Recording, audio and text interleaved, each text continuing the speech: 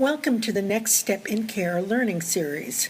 This video is designed to provide healthcare and social service providers with ideas and guidance on ways to work together with family caregivers.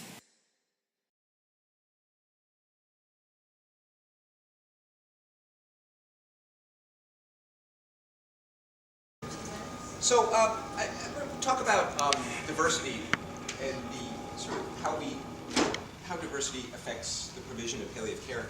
And I'm going to start out by saying that what I'm really talking about when I use the word diversity is how does race influence palliative care, and how do relationships between people of different ethnic and racial groups influence palliative care. And I'm also going to say that this is a hard talk for me, because I'm going to admit to some of my own attitudes that are difficult to admit in a public setting. But I think that an open discussion of attitudes in regard to race is really important in terms of confronting how we approach diversity in the provision of palliative care. And I'm going to start this talk out by asking for a show of hands, and you're allowed to opt out on this, which is, who in this room will admit to some degree of racism?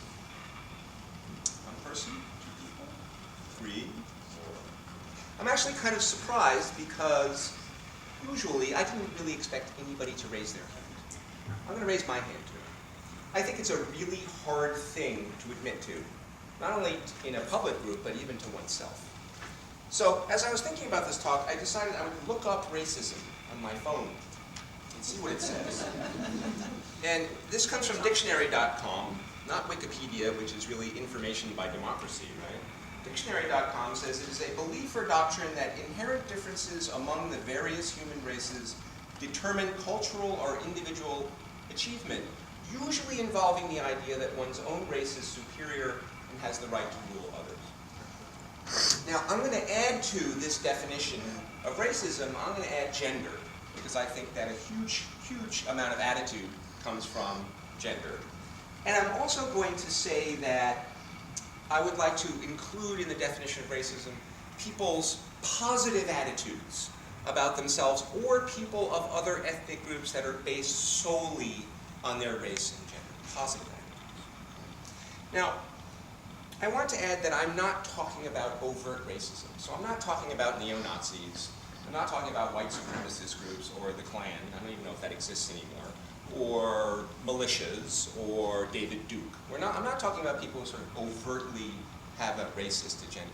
I'm talking about the kinds of subtle and unconscious attitudes that I think many people have when they are encountering and dealing with people of ethnicities and genders other than their own. Now, I'm going to give you an example, and this is where it gets really hard for me to admit to some of my own failings. But I'm going to give you this as an example because I think that it gets to a lot of what I'm talking about. I've been at Bronx, Lebanon for about 20 years now. Bronx, Lebanon is an incredibly diverse institution. I mean, I invite everybody to come and visit.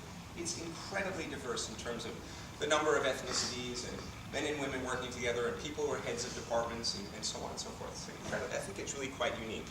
When I started there years ago, one morning I was at the coffee shop in the lobby, which is on the second floor, a source of confusion for many people.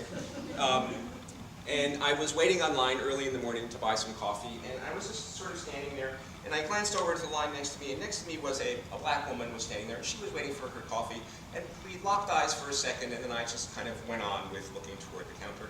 In the same way that oftentimes you encounter people that you don't know, you're walking down the street, you're on the subway, and you're kind of sizing people up, not really very consciously, and kind of glancing at them and sort of making unconscious assumptions about who they are, and, for example, on the subway, whether or not they might represent a threat to you, and so forth.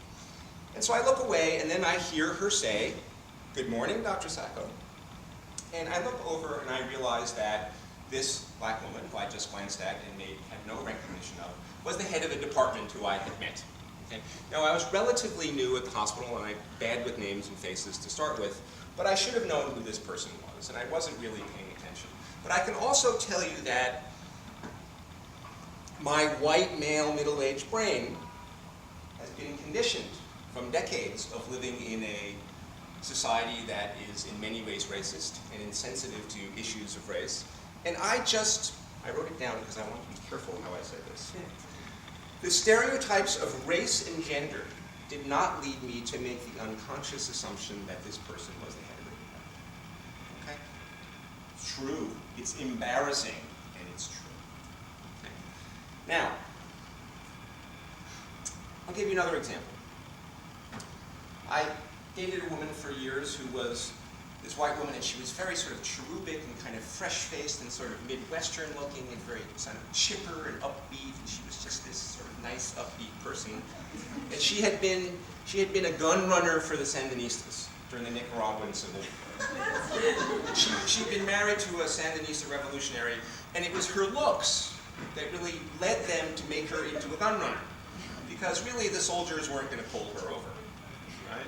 So she had these impeccable liberal credentials. Okay? And she told me this story about how one night she was driving in this country, she was driving her car, and it was a sparsely populated area, and it was dark at night, it was quiet. And she pulled up to a red light, and she's waiting at the red light, and another car comes next to her, and she glances over, and she sees, and it's the only other person, she sees that the driver of this car is black. And sort of without thinking about it, she just reaches over and locks the door. This was back when they didn't have electric door locks. And so the light turns green, and she continues on. She comes to the next light, and she stops, and the other car pulls up next to her, and she glances over again, and she sees that the man who's driving the car is waiting for her to look at him. And as soon as she looks at him, he reaches over and locks his door.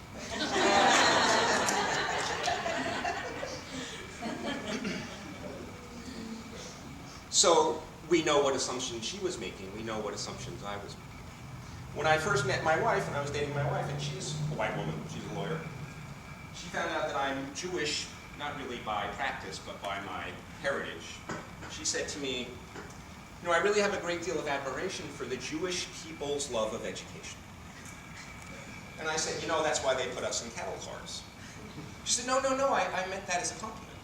I said, I know you did. Okay, but if we love education, that means we get high degrees. And if we get high degrees, we get good jobs. If we get good jobs, we make lots of money. And then we start taking over the banks in Hollywood. And before you know it, we're in cattle cars. So again, these kinds of stereotypes can be positive, and they tend to be subtle and unconscious. It's not about hatred.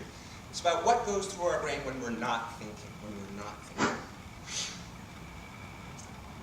Now I want to add to this that how we dress heavily influences the assumptions that other people make about us and the assumptions that we make about other people.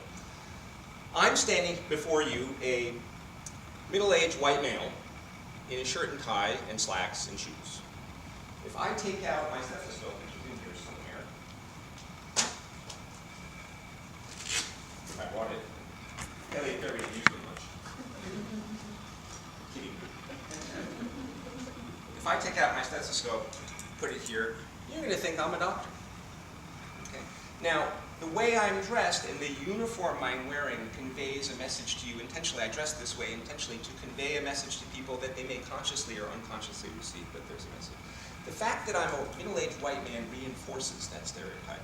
The truth of the matter is that were I black and male, people probably unconsciously are going to be less likely to assume that I'm a professional, that I'm a doctor, that I'm a lawyer, etc. That's because of the pervasiveness of racism. And it's because of this pernicious, unconscious way that we have to deal with this. If a white kid is wearing a hoodie and droopy pants, okay, that kid may be wearing sort of a ghetto uniform, or perhaps a uniform of someone who's a drug dealer. We know that that dress actually came out of prison. There's no belt, pants hanging down low, because people can't wear belts in prison. Okay, so those were criminals who were dressed that way. But that kid is going to be less likely to be stopped and frisked by the police than a black kid who's dressed exactly the same way. So on the one hand, the way we dress and the uniform we wear conveys a message to people, but that's reasonable for people to make that assumption in terms of how we're dressed. Race gets added into that and complicates it, and the assumptions that we're making based on race are not reasonable. At some point I have to talk about palliative care. Add to this mix sort of an issue that's always perplexed me, which is cultural diversity.